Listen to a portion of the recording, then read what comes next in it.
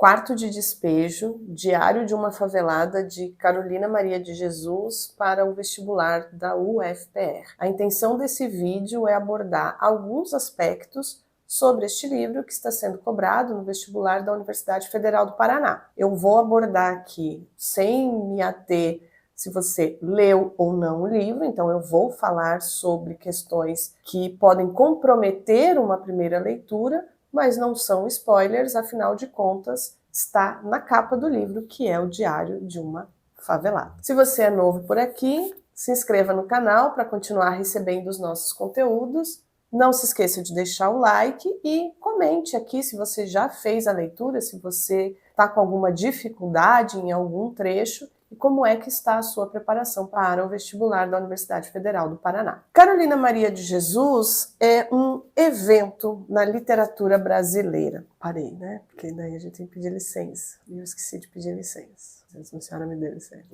Pronto. A senhora me deixe falar de sua vida, que eu prometo ser bem cuidadosa. Vou falar bem rapidinho. Carolina Maria de Jesus é um evento na literatura brasileira contemporânea, na literatura brasileira do século XX. Nascida em 1914 em Minas Gerais, Maria Carolina só fez os 2 primeiros anos da educação regular e fez de forma muito precária.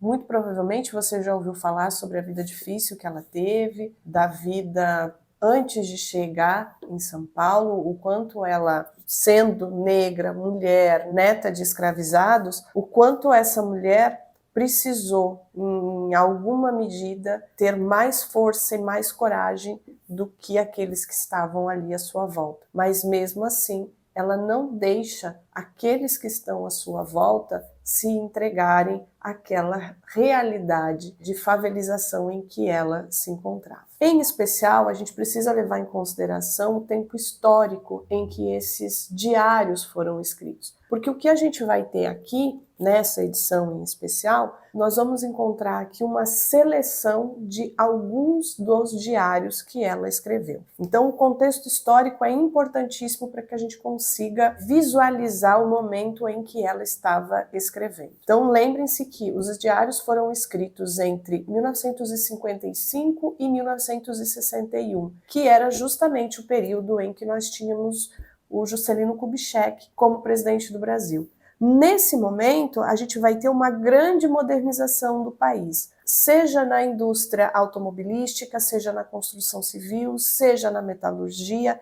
Então, nós temos um momento no Brasil em que a população periférica, as periferias, estão se formando, porque precisava-se de trabalhadores nas cidades, nos espaços urbanos, e então há uma crescente daqueles que vêm, especialmente do Nordeste, e eles não têm onde morar. Então há uma favelização. A narrativa vai se passar em São Paulo. A Maria Carolina morava na favela do Canindé, que hoje a gente conhece como a região da marginal do Rio Tietê, e hoje a favela não existe mais ali por conta da urbanização do rio, mas ela vivia numa favela que está inclusive bem distante daquilo que nós hoje conhecemos como favela. O que vai ter aqui é barracão de madeira, é barracão de papelão. Os vizinhos aqui constroem os seus barracos de uma forma muito precária. E ela, inclusive, vive nesse barraco muito precário. Além de viver nessa situação de precariedade absoluta, extrema, ela ainda era uma mulher sozinha, ela tinha 3 filhos, um filho de cada companheiro, nenhum desses homens morava com ela, o último companheiro, o pai da filha, até aparecia de vez em quando ali, mas isso também era um motivo de conflito entre ela e os vizinhos, porque ela era uma mulher muito segura de si, muito autônoma, muito independente. E isso causava alguns conflitos ali com os moradores dessa favela. Em 1958, o jornalista Audálio Dantas, então, visita essa favela para fazer ali reportagens, para entrevistar algumas pessoas, e ele vai descobrir, então, a Maria Carolina de Jesus, que era uma autodidata, ela era uma leitora assídua, ela lia absolutamente tudo que lhe caía às mãos. E isso ela vai dizer aqui em algumas das suas entradas. Ela vai contar para nós, por exemplo, que ela podia dormir com fome, mas ela não conseguia dormir sem ler alguma coisa. E ela lia jornal, revista, Bíblia, o que fosse. Como ela era uma catadora de papel, ela acabava separando esses materiais e levava para casa, então, para ter como material de leitura. E não só a leitura, ela gostava de escrever. Então, ela não só escreveu os diários. O Audálio Dantas vai, então, encontrar com ela, vai conhecê-la, eles vão travar ali uma amizade e ele vai pegar os diários da Carolina Maria de Jesus e vai editar esses diários. Há alguns professores, alguns estudiosos da obra dos dois, tanto do Audálio quanto da Carolina, vão dizer que ele meio que cria esse personagem no imaginário popular, cria esta favelada. Inclusive, a maioria das fotos que você vai encontrar da Carolina são fotos em que ela está com um lenço branco na cabeça, é uma imagem muito recorrente, ou então ela muito contida ou com o rosto muito triste. Evidente que ela era uma mulher provavelmente muito triste, afinal nós estamos falando de uma mulher que passou fome, em que via as crianças, seus filhos passarem fome. Porém, a partir da publicação do livro, que foi traduzido em pelo menos 14 idiomas, que foi publicado em 20 países diferentes, isso fez com que ela conseguisse ter algum retorno financeiro, fez com que ela saísse do espaço onde ela estava, fosse morar num sítio, e lá ela pudesse escrever a sua obra ficcional. Então a Carolina ela não escreveu só diários.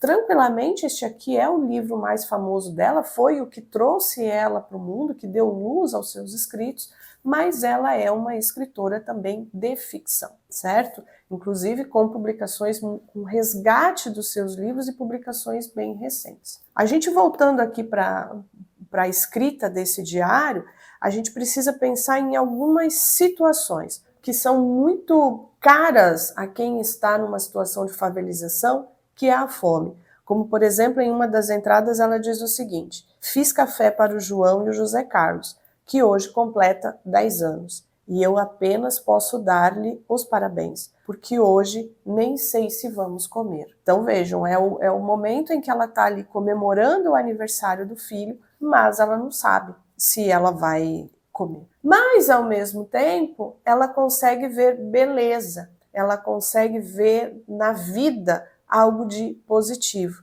E aí, em uma das entradas, ela diz o seguinte: achei o dia bonito e alegre, fui catando papel. Então, mesmo tendo que catar papel, ela consegue ver, então, o dia bonito, o dia alegre. E assim ela vai, então, contando pra gente as pequenas situações do dia a dia, as brigas com os vizinhos, ela brigava muito com os vizinhos, ela falava, inclusive, sobre a podridão dos vizinhos, de, por exemplo, eles andarem nus pela favela, ou então os maridos que batiam nas mulheres. Ela vai falar isso várias vezes quando perguntam a ela por que ela não tem um companheiro. Ela diz: por que eu vou querer alguém que vem para cá para se encher de cachaça e para me bater? Então, melhor que não venha. Ela vai sempre se colocar nessa posição de autoestima, de segura. Mesmo com todas as dificuldades, ela vai sempre ter essa autoestima. Como, por exemplo, em relação à sua cor, em relação à sua negritude. Há um trecho em que ela diz: cabelo de negro é que é cabelo bom. Ela não entende por que dizem que cabelo de negro é cabelo ruim. Afinal de contas, ela arruma o cabelo de manhã e chega no final do dia o cabelo está do mesmo jeito. E o cabelo de branco, deu qualquer ventinho, ele sai do lugar. E ela reitera, ela reafirma que se ela pudesse nascer de novo, ela gostaria de nascer negra. É um livro que vai ter um caráter altamente biográfico, autobiográfico, narrado todinho em primeira pessoa. Ela vai se colocar efetivamente aqui dentro do texto, porque afinal de contas faz parte do gênero diário, diário íntimo, inclusive. Há um cuidado na publicação tanto dessa versão quanto das versões que vieram, das edições que vieram a posterior, em manter a escrita dela, inclusive com os equívocos ou com as ditas inadequações de escrita, justamente para mostrar o quanto ela mesclava essa escrita da oralidade com a escrita formal. Afinal de contas, ela tentava, em alguma medida, usar aquilo que ela lia em seus textos. Já terminou a leitura de Quarto de Despejo? Como é que tá aí? Conta para mim aqui nos comentários, vamos ampliar essa discussão sobre essa obra. E caso você tenha ainda alguma dificuldade de entender, de compreender algum aspecto dessa obra, eu vou deixar o link aqui na descrição e nós podemos marcar uma aula para encerrar com todas as suas dúvidas. Não se esqueça de deixar um like, de se inscrever no canal para continuar recebendo os nossos conteúdos e nós nos vemos nos próximos vídeos. Tchau!